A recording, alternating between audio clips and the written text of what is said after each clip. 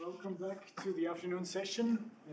Our first speaker this afternoon is Petros Wallden from the University of Edinburgh, and he will speak about cybersecurity in the area of quantum computing. Thanks for the introduction. It's a great pleasure to be here. My talk will have three different parts. So the first part I will give some motivation and dispel some misconceptions. Now, most likely everyone knows these misconceptions, but I've been surprised seeing how many people don't appreciate these misconceptions about quantum computing and their relation to cryptography. Then in the second part, I'll talk about what the different types of research that are essential for quantum computing for cybersecurity. And then the third part will have some research on the shortest vector problem, which is one of the candidates of post-quantum crypto systems. One with near-term algorithms and one with a fault-tolerant approach. Okay, so of course everyone knows that quantum computing is expected to give this unprecedented computational power. And we also know that cryptography, or big part of cryptography, relies on computational assumptions. So it seems like an obvious thing to do, that one needs to revisit everything and in certain cases completely change the solutions that they have in view of quantum computing. So whenever you have a new computational model, you need to do this, which is the case with quantum computing. Now, of course, everyone knows that this, even if we didn't have the example of source algorithm, this would still be true. We would need to reconsider what we cannot do. But this is eminent because we know that there is an efficient algorithm for the factoring problem and the discrete logarithm problem, which basically means that the majority of currently used public key crypto systems will break when you have a quantum computer of suitable size to actually do these things. And because there is an exponential gap, exponential speed up with source algorithm, this type of problem cannot be fixed by just changing some parameters in your crypto system, like key sizes. This is not the case, for example, for symmetric cryptography, where even if the exact quadratic speed up of Grover is there, which I guess there's a talk later saying that this might not be exactly the case. Even if that is the case, it's fixable by just doubling the key size. So this is the difference between polynomial and exponential separations as far as cryptography is concerned. Again, I want to stress here that even this type of changing key sizes is something that is very important for cryptography for practical reasons, especially if there are standards that people are using. It takes a lot of time and effort to change from a standardized crypto system to another standardized crypto system, even if this is just key size changes. And in the meantime, there can be exploiting vulnerabilities. Now, the day that we will have such a device that can break RSA with the key size currently used has been called Q-Day, just dramatically by some people. And we expect that this will be within, let's say, 10 years from now, in an optimistic scenario. Well, depends what you think, optimistic for the quantum computers or from the cryptography. So anyway, with current estimates, it would be in 10 years. Again, the advancements of quantum computing is pessimistic in view of cryptography, at least as far as this thing is concerned. But before going further, I want to discuss a little bit about what quantum computer can really do. So, and here I'll say a few myths. Again, I said that you probably know all of these, but it's still good to clarify this. So, a myth that people have heard is that quantum computers are much faster in performing operations than classical computers, therefore they'll do everything faster. Again, we know that this is definitely not true. The speed up is not because the gates happen quicker. It's because you have different type of algorithms that use quantum gates and quantum bits. So it's not something generic that will just break everything. Well, the second misconception, slightly a bit more subtle, is that quantum computers perform simultaneously all branches of probabilistic computation by creating a superposition, and you can use all the information in all this all the different branches of the computation. This is much more commonly held misconception, and this has also led people to believe that you can, I mean, everything will break eventually when you have quantum computers. Now, this is not correct, although it has some element of truth. So what happens is that quantum computing behave as you have a complex valued probability. So it's like a classical probabilistic algorithm that instead of probability, you have complex amplitudes. And this means that somehow your space knows to avoid certain paths in the computation because of cancellations due to interferences. And so somehow you do know the space of all possibilities, but it's not as literally knowing its path and being able to extract this information. Because at the end you make a measurement and you just you have a single output, and then the unrealized branches that had non-zero probability are no longer there. So it's not that you perform everything in parallel. You do know something about all the space, but you don't perform everything in parallel. The third myth is that quantum computers can give equally impressive computational speed up to all problems. That I think you know that that's not true, because we can have exponential speed up for factoring. We've seen quadratic speed up for unstructured search algorithm.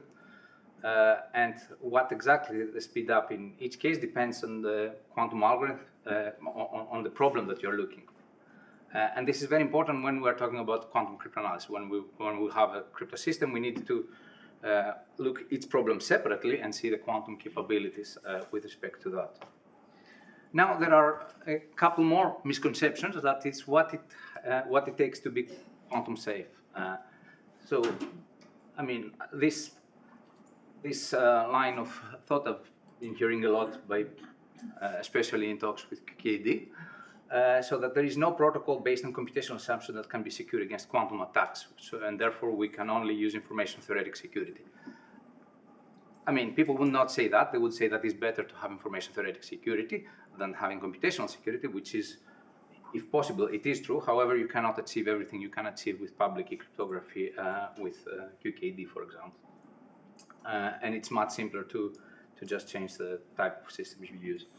So quantum computers do give speed ups, but they are real devices and they have well-defined limitations. There's the complexity class BQP, which tells you what you can solve efficiently, and what is outside BQP you cannot solve efficiently with a quantum computer. And basically, the rule of thumb that people with quantum cryptography do is that, first of all, they need to check that there isn't an existing quantum algorithm for the problem that they're using, so it should not be a factoring or discrete logarithm. And then you also need to perform security analysis for the new problem you have. Yeah, so that's the second thing. And the final misconception is the other side of the problems. So if we use problems that are hard for a quantum computer, well, first of all, that is not one of those problems that quantum computers can't break. This suffices to make a crypto protocol secure against any quantum attack. This is definitely necessary, but it's not a sufficient condition. So there are more things if you want to really, even if you believe that there is no polynomial time quantum algorithm for a particular problem, in order to standardize it and to use it, you need to know the exact optimal quantum attacks to that, so you can choose key size. And in some more involved protocols, you may need even to revisit how you do your security proof. So for example, if you want to prove properties like zero knowledge proof or secure multi-party computation, there are parts in the proofs that make assumptions that cannot be made if the system you have is quantum. So you might even need to change the way that you prove security. So yeah. Okay, so that was this general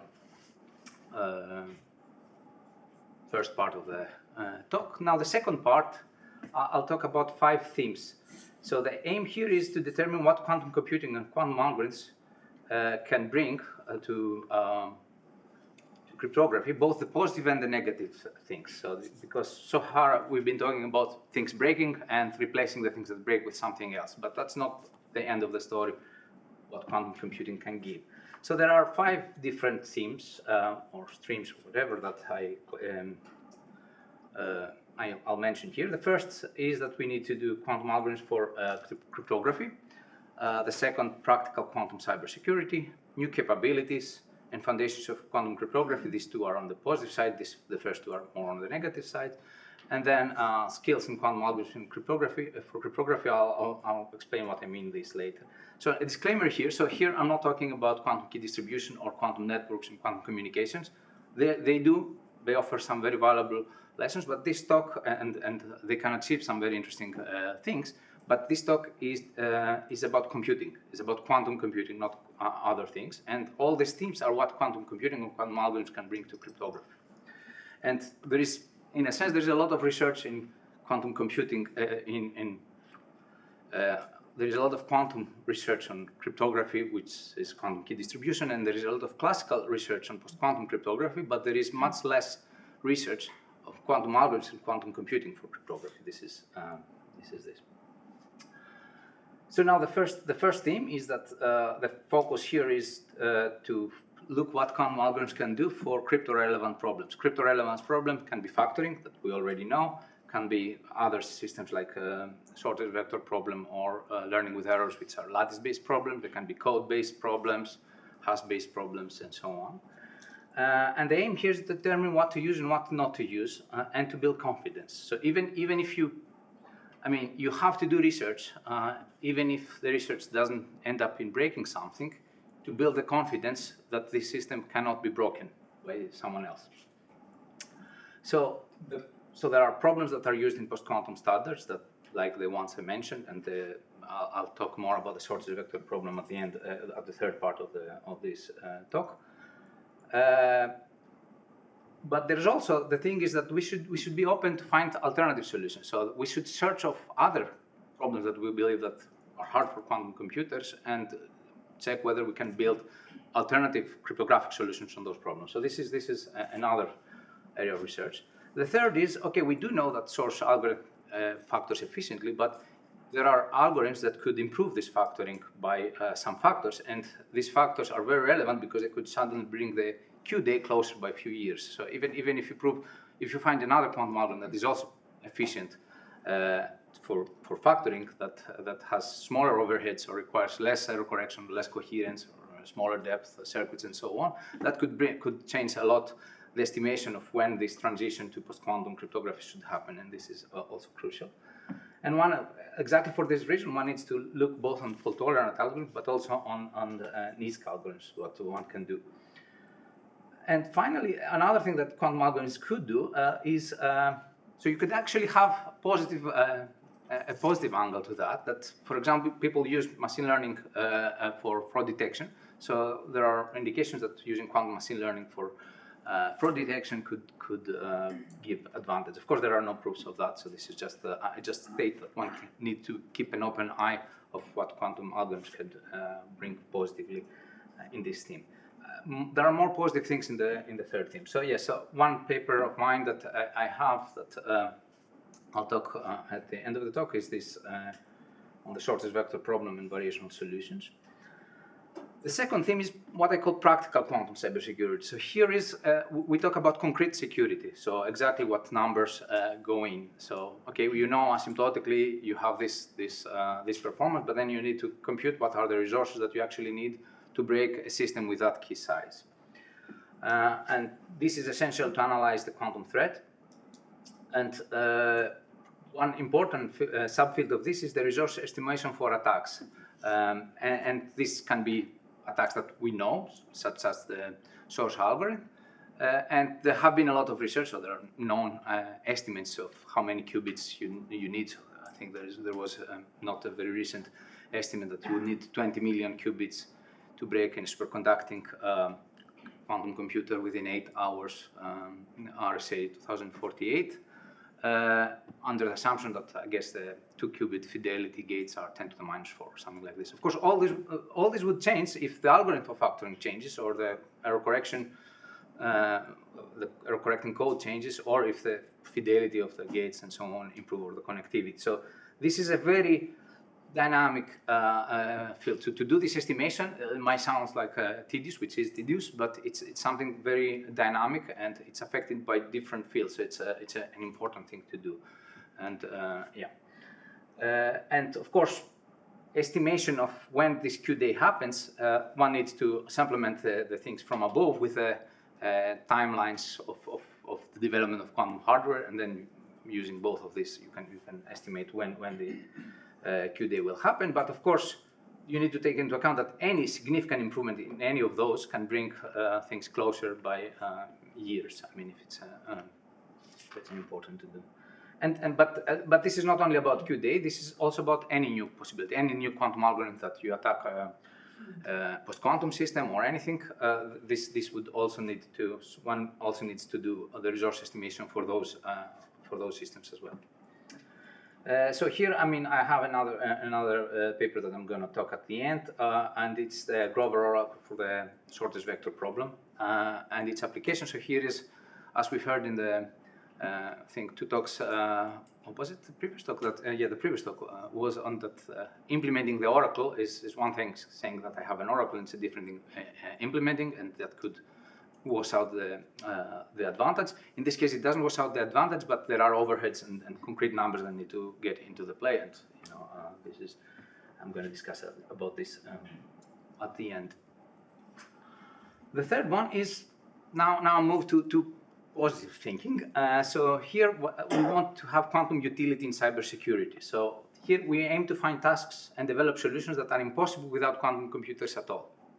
So the first kind of class is secure quantum computing. So first of all, secure computing are things like that you can delegate a computation to the cloud, hiding your information if you have sensitive data, like in medical records or things like this. And this in the classical world, this is very widely used topic. Now, at the point that we have a quantum computer, we would want to use a quantum computer to do the same things with the same security guarantees that we get from classical cryptography. However, we cannot quite do this because the solutions we have for classical fully homomorphic encryption, for example, do not carry over in the quantum realm. So you need to do a lot of work to make sure that the same functionalities you have for classical secure computing, you can actually also do them in quantum computing. And of course, even saying this thing would make sense if you don't have a quantum computer to start with. So this is a new capability. The other thing is that you can use quantum computational hardness to achieve a number of things like public key quantum money.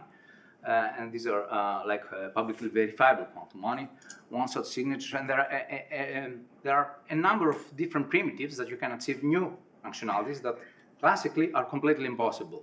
So things like that you can give to a person the ability to these one-shot signatures, that you can sign a message in a way that even the person that has the secret key cannot sign twice. Now, this is very important, in particular in some applications. This particular task is important on proof-of-stake blockchains, for example. So, I mean, and that would make a huge difference there. So there are functionalities that are impossible. So these are functionalities like QKD, but actually require quantum computing aspects. So these rely on quantum computational assumptions and the harness of the LWE actually. And then there are other novel quantum network functionalities, but that they involve computing in some of the nodes of the network. So these are the type of things that I'm considering here. So yes, this is one, I'm not going to speak about this, but this is a work we had that we actually combined. So we proved this secure quantum cloud computing using a primitive that has computational hardness to make that the client that delegates the computation is completely classical. So this is some result we had a few years back. Now, the fourth thing is foundations of quantum cryptography. So this is the aim to find the differences between classical and quantum cryptographic words and prove separations in bounds on the quantum capabilities. So one thing is so these bounds are bounds worst case scenarios, because the bounds might require, implement. So you can have a query complexity bound on that you prove that certain attacks are impossible, but even if they were not impossible, then when you implement the queries as an oracle, then you may wash out the advantage. But there are some generic results that prove to you that some things are possible or not possible. Another thing is to classify the crypto words in the presence of quantum. This is a very interesting thing. So in cryptography, there exist different words. So there exist words making some assumptions about complexity theory. So if you make the assumption that P equals NP, which it could well be the case, well, we don't believe, but we have the proof that it's not the case. If this happens, then of course you wouldn't be able to have any public key cryptography and many other things. So basically most of cryptography would not be possible in this word, and this word is called the algorithmica. And then you have different words, the cryptomania, where everything, public key cryptography is possible and everything. And then you have in the middle, there is a word called mini-crypt, where you have one-way functions, so you can have things like hash function, cryptographic hash functions, but you don't have public key. So you cannot, you can't, if you just have one-way functions, you cannot construct a public key crypto system. So you can do some of the things of current cryptography, but not all of the things. Now, very interestingly, if you have quantum ciphertext, let's say, you can prove that just having one-way functions, you can also do public key cryptography. So this is so which words are implied by which primitives change when you put quantum things. So this is part in foundations of quantum cryptography, but they can have a very practical consequences if it turns out that some of the things that we know are not as we know. So there was, I'll mention later in the talk, yes, I have time, an example of, at some point people believe that lattice-based cryptography breaks. And in that case, people started imagining what would happen if public key cryptography is impossible, if we lived in mini-crypt. Even if that was the case, quantum mini-crypt would save us, because you could have public key cryptography in the quantum mini-crypt world. Anyway, so that's why foundations are very important. And that's, you know, a paper we had on query complexity that had implications on post-quantum security of Bitcoin.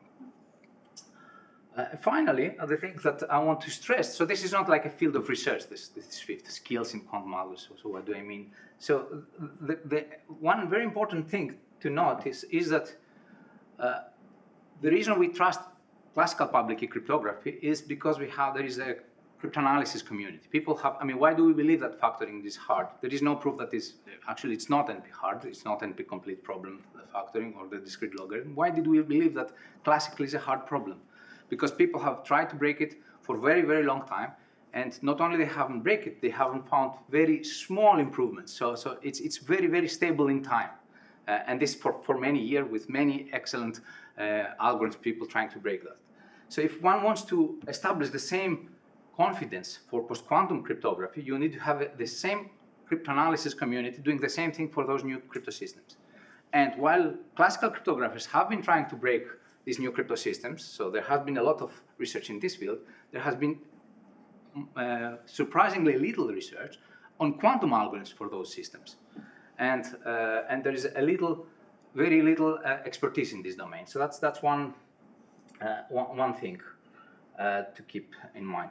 Yeah, because we need to be able to quickly evaluate the attacks and to find new solutions, as I mentioned earlier. And this cannot happen with, and it's not that you have the 5 best, you know, quantum algorithms in a room and, I don't know, you're the GCHQ and you have them and you're happy with that, or you're NSN, you haven't. I mean, this is not sufficient. It's good, but that will not be sufficient. You need the whole community, academic community, to build the confidence. And to build the confidence so that other people also trust the system. So that's you know, and you need to get the people trusting the systems before they adopt them. So that's an important thing to keep in mind. Okay, so that was the second part, and now I go to the last part, which is also a bit it's a bit more technical. So I'll talk about lattice-based cryptography. So the post-quantum cryptography standardization competition. So there was this competitions from 2016 to 2022. So there were a number of problems, and the 3 of the 4 winners were lattice-based crypto systems. The fourth one, this is hash-based signature scheme. And then in August, just a few months ago, there were announced the new standards, which are basically those systems with some specific parameters. So this is a very important thing to look. And one of the most one of the two more important problems in lattice-based cryptography is the shortest vector problem that I'm going to tell you more. Now, there are no guarantees, so this requires scrutiny as the same way as classical crypto. So interestingly, there was, during this competition at the 4th round, one of the winners actually completely broke with a classical algorithm. So this shows another thing that we need to keep in mind. When we change crypto system, so the factoring, at least we have pretty good confidence that there won't be a classical algorithm breaking it. If you move to a new crypto system, there might turn out that actually wasn't hard classically. So that's one thing to keep in mind. Of course, lattice-based cryptography has been researched for a very long time, but other systems like this singular isogeny key exchange scheme, they were not as well studied before. So lattice-based cryptography has been researched, and there are already other classical crypto systems that rely on lattice-based cryptography, such as the fully homomorphic encryption, for example.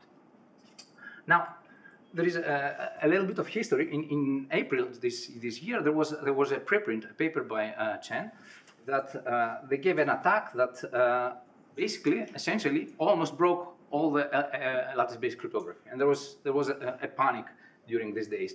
So there were 10 days that no one knew whether this survives, and there were a lot of speculation. Maybe public key cryptography is completely impossible, and so on.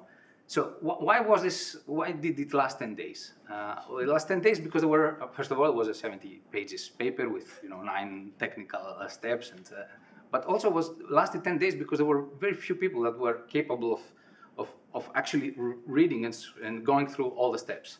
Well, actually, in the 10th day, they found a mistake in the last step, and then and then we rested. Anyway, so yes, so what this lesson gives us is that we need to see how powerful are quantum computers in attacking these systems. Not only if they break, if they offer any speed up, so do they break the record for shortest vector problem or not? And this is related with the security parameters, so what bit security your crypto system offers. Okay, so now what is the shortest vector problem? So it's a fundamental problem in cryptography. So we are given a hard basis. So here we have a basis that is not orthogonal. And there is a corresponding lattice that you can create if you take integer combinations of those two base vectors. Of course, in general, they'll be vectors. So basically, the only actions you can do is you can add and subtract, but integer number of times those vectors. And what is computationally difficult is to determine this vector, the vector of the smallest length, the smallest non-zero vector. And there are almost, so one could give you, to start with, one could give you these two vectors are your base, and that wouldn't be hard. But if they give you a random base, then it's actually hard to find the most orthogonal bases that will give you the shortest vector. Yes, so with 186 dimensions, actually the record for classical is 186 dimensions, and the crypto systems, existing crypto systems use dimensions around 400. The thing is that classical algorithms run in exponential time, so with the dimensions, the best classical algorithms would scale something like 2 to the n log n, where n is the dimension of the lattice, roughly speaking, and also would have space complexity. But so actually, if you see that if it's exponential, even getting some improvement, like I don't know, would suddenly make the 400 dimension not that many. I mean, if you have some generic improvement. Okay.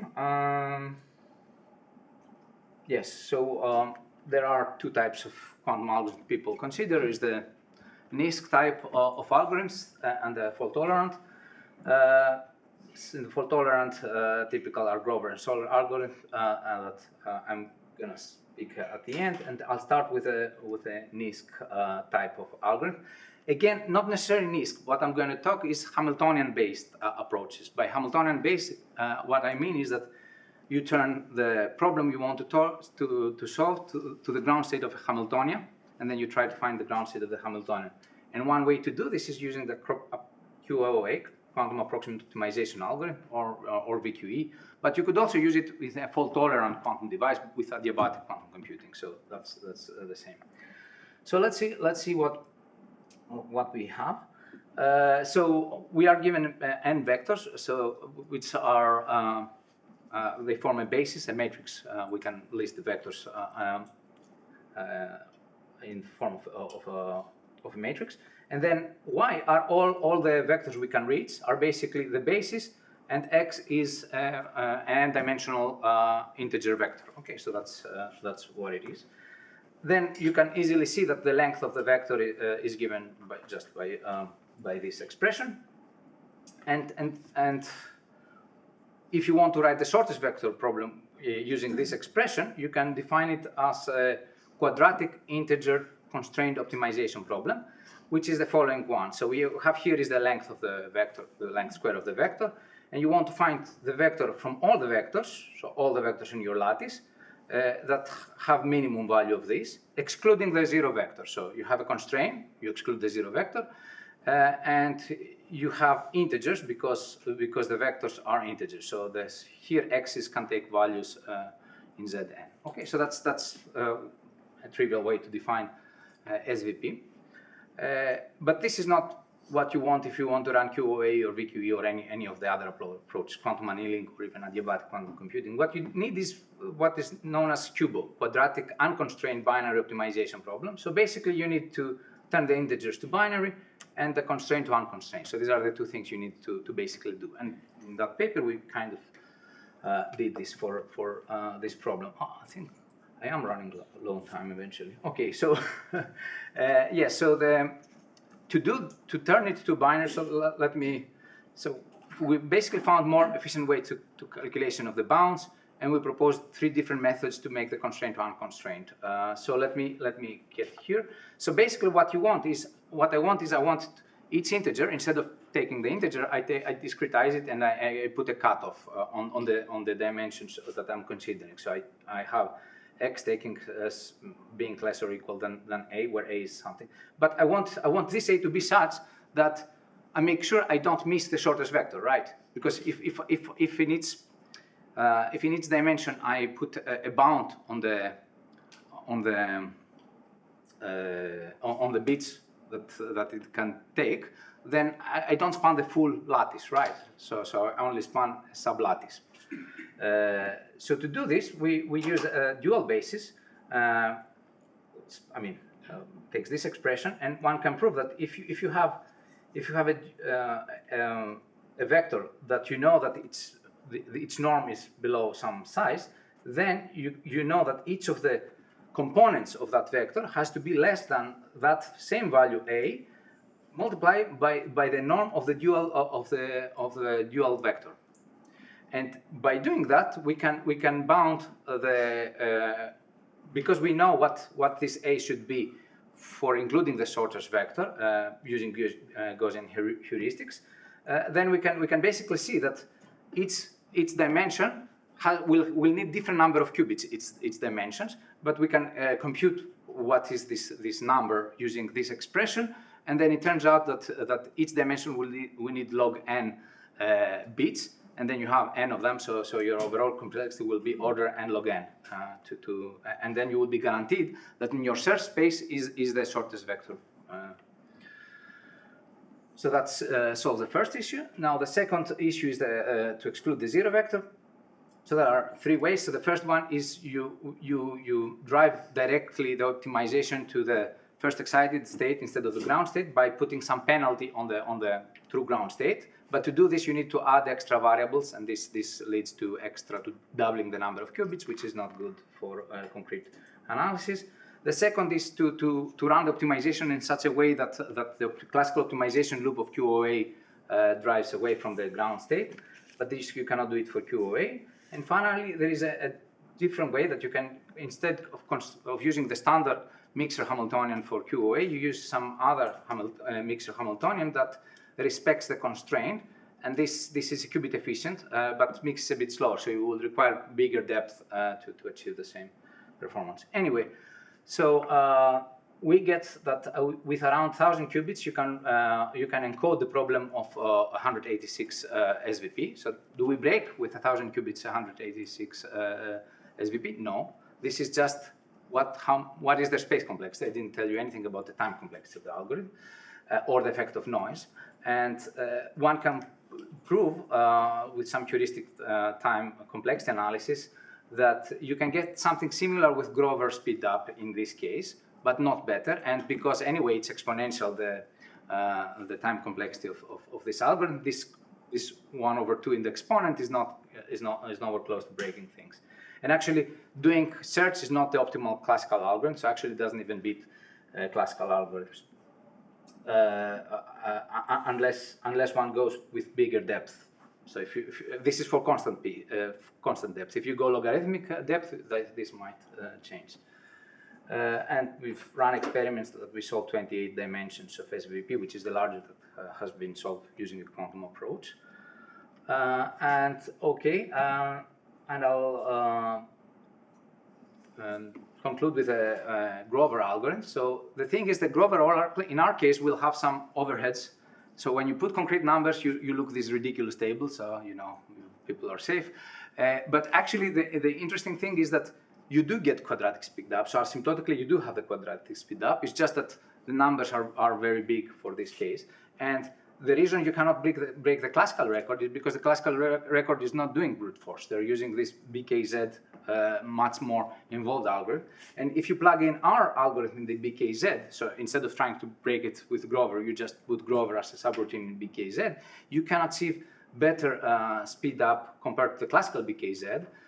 However, you still don't break you wouldn't break the record because there exist two types of classical solvers. The one requires exponential space but has better complexity, and this is the one that achieved this record. So basically we don't get any improvement with Grover in enumeration methods. If one tries to use quantum approaches to sieving methods, which are space inefficient algorithms, you may be able to break that, but that's a different topic. And yes, so that's, I think I have overrun already, so I'm just going to conclude this. The two papers I didn't quite describe are those two, so you can have a look. And these are my collaborators. I have a PhD student and some colleagues from King's College and Soundbooks. So, yeah. Thanks.